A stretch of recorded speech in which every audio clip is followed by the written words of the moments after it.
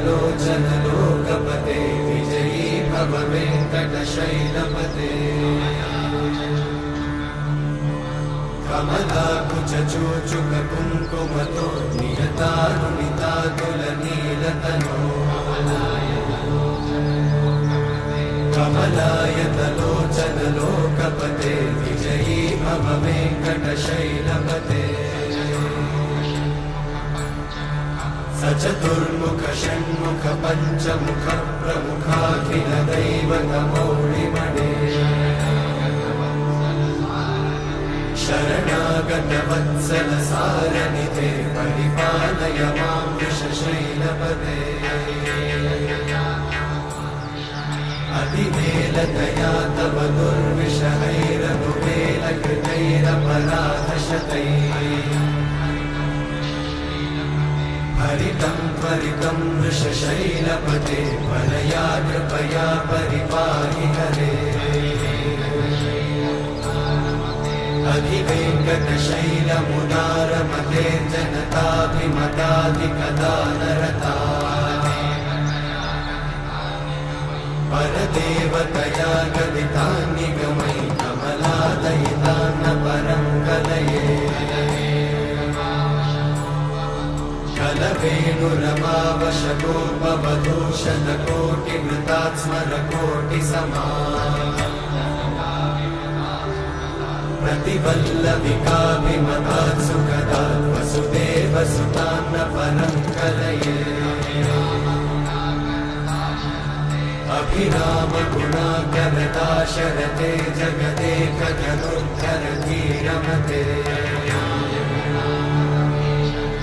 रघुनायक राम रमेश विभो वरदो भवदेव दयाचलते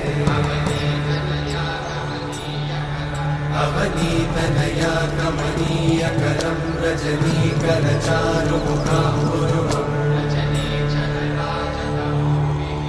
रजनीचरराजतमोमिहिरं महनीयमहं रघुराममये सुमुखं सुहृदं सुलभं सुखदं स्वनुजं च सुखायममोघशरम् अपहाय रघुत्वहमन्यमहं न कथञ्चन कञ्चन जातु भजे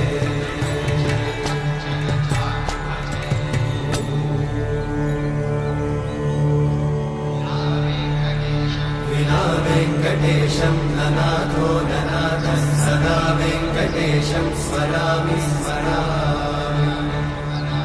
हरे वेङ्कटेशं प्रसीद प्रसीद प्रियं वेङ्कटेशं प्रयच्छ प्रयच्छ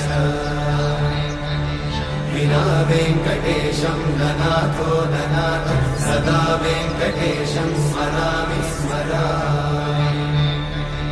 हरे वेङ्कटेशं प्रसीद प्रसीद प्रियं वेङ्कटेशं प्रयच्छ प्रयच्छ